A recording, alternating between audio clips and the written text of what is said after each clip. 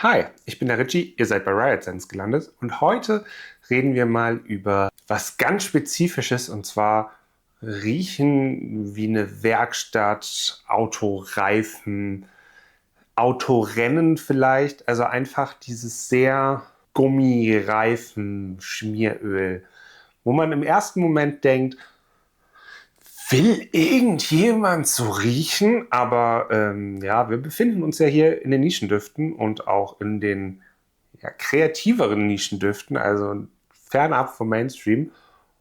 Und dann ist sowas sehr Spezifisches doch relativ gerne gesehen. Daher neue Serie Oddly Specific. Und heute geht es, wie gesagt, um, ich nenne es jetzt mal Werkstattdüfte. Wenn ihr Bock habt auf so spezielle und besondere Düfte fernab vom Mainstream, dann lasst doch gerne mal ein Abo da und wir gehen gemeinsam auf die Suche nach den spannendsten Düften heutzutage.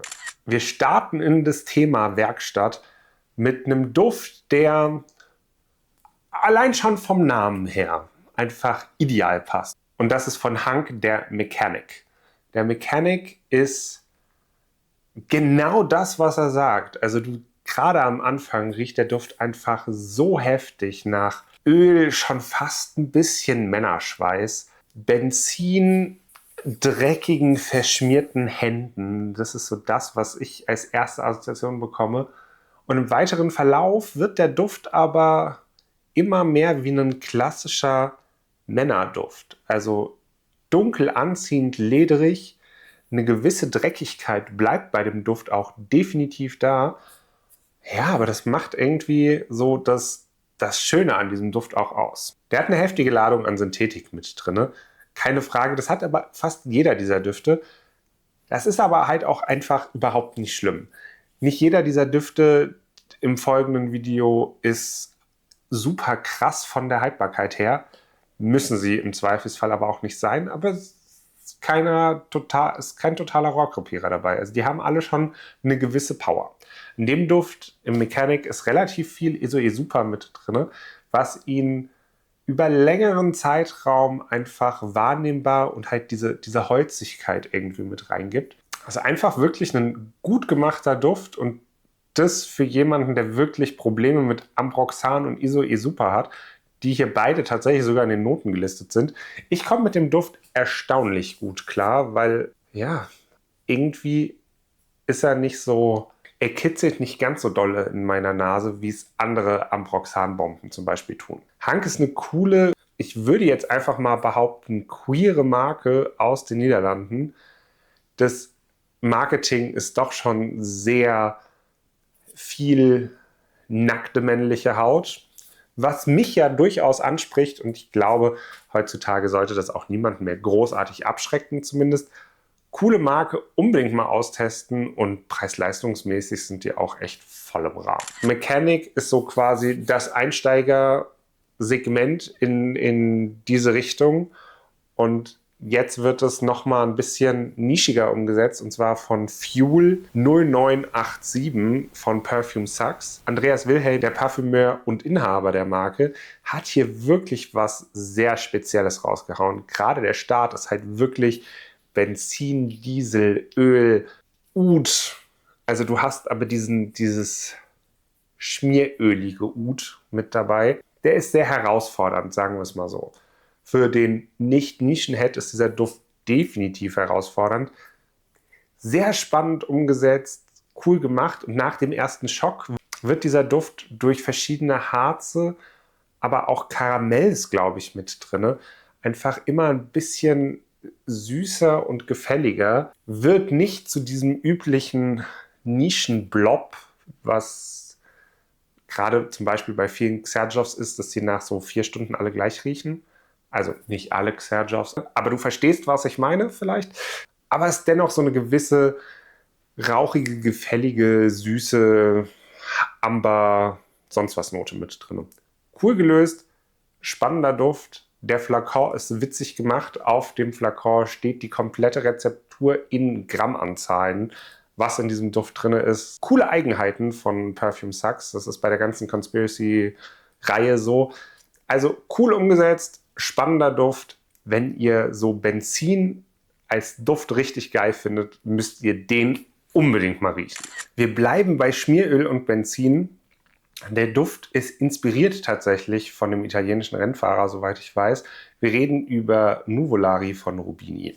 Rubini ist ein italienisches Indie-Artistik-Nischenhaus. Echt coole Verpackungen machen. Das ist wie so Blähbeton und dann ist mit so einem Gummi sind die festgehalten und da drinnen sind die Flakons.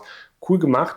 Sind auch allesamt gar nicht mal so teuer, aber zurück zum Nuvolari. Wie gesagt, dieser Duft ist inspiriert von einem Rennfahrer und genau so riecht dieser Duft. Also du hast Boxengassen-Feeling. Es riecht nach abgefahrenen Reifen, es riecht nach verschüttetem Benzin, es riecht nach Öl und das Ganze ist verbunden mit, ich glaube, da ist sogar tatsächlich echtes Oud mit drin. Aber es hat eine gewisse Maskulinität und auch Frische strahlt dieser Duft aus, auch mit so leicht metallischen Noten. Wirklich was ganz Besonderes. Wenn ihr auf diesen maskulinen Rennfahrer-Vibe steht, ist das unbedingt eine Testempfehlung. Ich habe mal gesagt, der erinnert mich an Fahrenheit auf Steroiden. Und ich glaube, das kann man so einfach unterschreiben.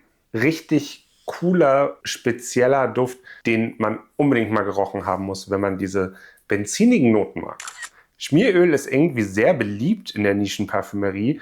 Und zwar bei Flaming Fortune von Sarah Baker ist auch Schmieröl gelistet in den Noten. Stell dir einen Duft vor, als ob eine Autowerkstatt, wo es wirklich noch so schmierig und ja, einfach so ein bisschen metallisch und dreckig riecht, als ob das Ding angezündet wurde. Du hast wirklich so einen Feuerakkord drinne. Das Ding fliegt in die Luft und es regnet weiße Blüten mit ein paar Früchten. Das Ding ist ein absoluter Fiebertraum, aber richtig geil. Nische zu 3000%, wirklich sehr speziell abstrahiert. Den hat Sarah Baker sogar selber parfümiert. Normalerweise geht sie ja auf Parfümeure zu und renommierte Parfümeure parfümieren ihre Düfte, aber den hat sie selber gemacht. Also das Ding ist wirklich großes Kino, was auch irgendwie zu Sarah Baker und ihrer Geschichte als Regisseurin, Screenplay-Autorin und sowas einfach unterstützt. Übrigens auch ganz cool bei Sarah Baker, du bekommst immer noch so ein kleines Drehbuch ist bei jedem Duft dabei, das einfach quasi die Szene settet, wo dieser Duft stattfindet. Und das ist das ist einfach so ein kleines Detail, was ich unwahrscheinlich schätze, wenn Nischenparfüm eben nicht nur einfach schöne Düfte macht. Und bei schöne Düfte kriege ich auch noch für 3,50 € irgendwie beim DM oder so. Nee, da ist wirklich ein Konzept dahinter, da ist eine Story dahinter und man riecht's. Und das ist wirklich richtig cool.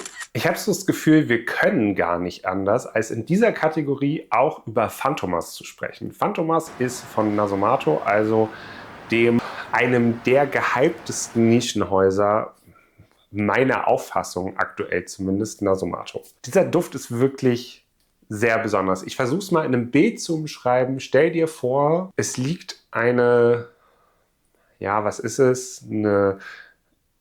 Es ist keine Honigmelone, aber irgendwie, es ist keine Wassermelone, aber irgendwas Melonenartiges liegt auf der Straße und ein großer Monster-Truck fährt über diese Melone drüber. Mit den Abgasen und Reifenabrieb vermischt sich da rein und dann kommt jemand daher und steckt so einen rasierten Barbie-Kopf in diese Pansche rein und riecht dann daran. Das ist zumindest das Opening und ja, es ist sehr absurd, aber ich glaube, ich könnte mir vorstellen, dass das genau das ist, was Gualtieri uns mit diesem Duft sagen wollte. Der ist richtig heftig, der hat Power bis zum geht nicht mehr und der wird hinten raus richtig pudrig. Also diese Synthetik, die da drin ist, gerade durch dieses Gummi, ist schon echt heftig, gerade für den Anfang. Das dann auch noch gepaart ist mit dieser süßen Melone, sehr besonders, sehr cool, musste halt aber die Laune für haben. Also den kannst du definitiv nicht jeden Tag tragen. Und bitte, bitte, aus eigener Erfahrung, kann ich das nur sagen, overspraye den nicht. Der wird schwer und pudrig und süßlich und projiziert krank weit. Ich habe den mal, warum auch immer, im Sommer mit 10 Sprühern drauf gemacht und bin in Aldi gefahren. Ich habe 2 Reihen weiter, habe ich mich selber noch gerochen.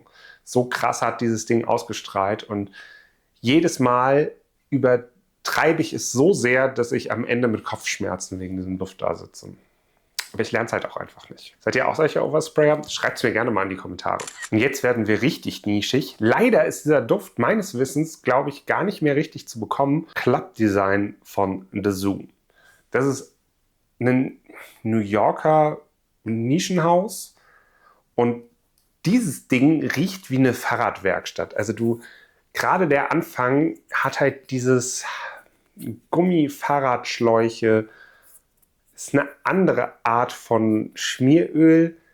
Ist wirklich heftig. Und dann hinten raus wird der Duft immer gefälliger und normaler. Und du hast so eine, ja, ich würde sagen, so eine Ledrigkeit mit dabei, aber auch so eine leicht metallischen Twist. Wird fast schon wie ein klassischer Herrenduft mit einem richtig geilen Twist mit dabei. Also der hat es mir richtig angetan. Der ist auch noch auf meiner Wunschliste. Er ist halt nur leider echt schwierig zu bekommen. Ich habe von Capture the Frag vom lieben Julian den als Abfüllung bekommen.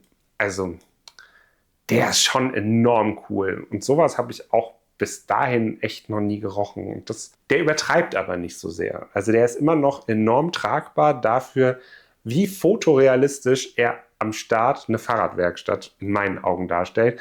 Vielleicht ist es aber auch einfach so, Julian hat gesagt, guck mal, der riecht wie Fahrradwerkstatt und seitdem ist dieses Ding in meinem Kopf gespeichert und ich bekomme es halt auch einfach nicht mehr raus. Die Noten, die auf Parfumo gelistet sind, haben so gar nichts mit dem Dufteindruck gefühlt zu tun. Also ist vielleicht auch generell so ein Ding. Noten sagen, wenn überhaupt was, dann auf gar keinen Fall das komplette Bild oder den Dufteindruck eines Duftes kriegst du nicht durch den Marketing-Print einer Duftpyramide oder irgendwelcher Duftnoten.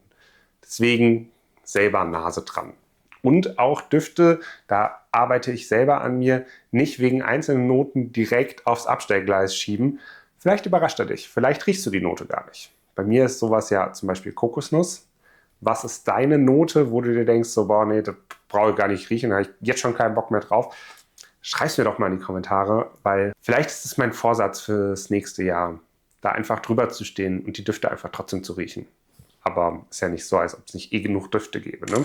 Und den krönenden Abschluss macht in dieser Liste jetzt der Black Tar von Parfumerie Particulière. Ich hoffe, ich habe es richtig ausgesprochen, wahrscheinlich nicht. Macht aber nichts.